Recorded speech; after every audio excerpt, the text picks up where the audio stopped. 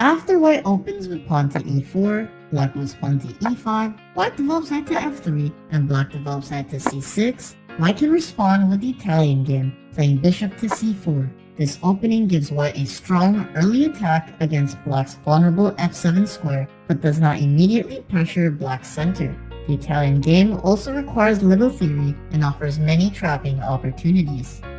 Black can defend against the Italian game with the Giuoco piano, playing bishop to c5. This variation reduces the aggressiveness of the opening and typically leads to a more quiet game.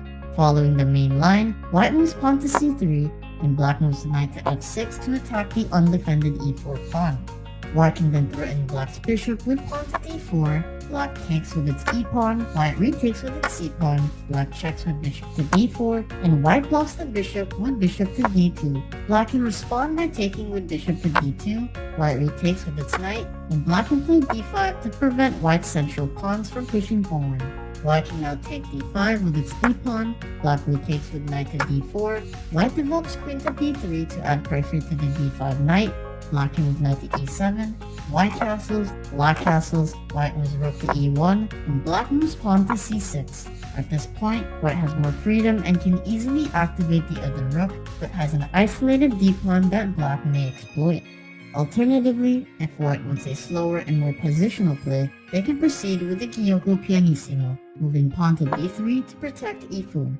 From here, white can develop their bishop to e3 or g5, castle kingside, or push queenside with pawn to b4. For example, if black plays d6, white can castle, black can castle, white threatens bishop with b4, black retreats bishop to b6, white pushes queenside again with a4, black prevents an a5 push with pawn to a6, and white can develop bishop to g5, pinning black's knight to the queen. After black plays the Giuoco piano, white can respond with the very aggressive Evans Gambit, offering a pawn at b4 to divert black's bishop. Black typically accepts and takes on b4, and white responds with pawn to c3. If black retreats to a5, they avoid white's center pawns and pin the pawn to the king as white moves its pawn to d4. However, the bishop blocks the a5 square for its queenside knight. Black can now take at d4 with its e-pawn, and white castles to remove the pin. If black takes again at c3 with its pawn, white can move queen to b3 to pressure c3 and f7. Black can move queen to e7, relieving pressure from f7 but giving up c3. White can now take at b3 with its knight. Black can develop knight to f6 to try and castle the king to safety, and white can delay those plans by threatening the queen with knight to d5. If black takes with knight to d5, white can recapture with the e-pawn while threatening a knight.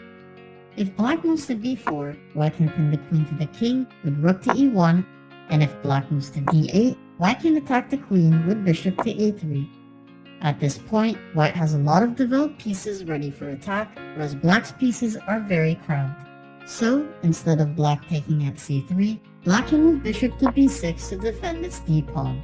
After white takes d4 with its c-pawn for center control, black can move pawn to d6 to prevent white from pushing its central pawns. And white can develop its knight to c3 for more center control and defense for its e4 pawn. Black can now move knight to f6 to try castling, white pushes pawn to e5 to threaten the knight and delay black from castling, black takes e5 with its d-pawn, and white develops bishop to a3 to pressure against black castling. At this point, black has a material advantage, but white has center control and better positioned pieces. If black wants a safer line, they can play Lasker's defense with bishop to e7, and white can respond with pawn to d4. If black takes with pawn to d4, white can retake with its c-pawn and gain center control with space to develop easily. So, black can instead defend with its e5 pawn with pawn to d6, while white moves queen to b3 to pressure f7. Black can then threaten the queen with knight to a5, but after white checks with bishop to f7 and black moves its king, white can move queen to a4. This leads to an even piece exchange as black takes bishop and white takes knight, where black can no longer castle.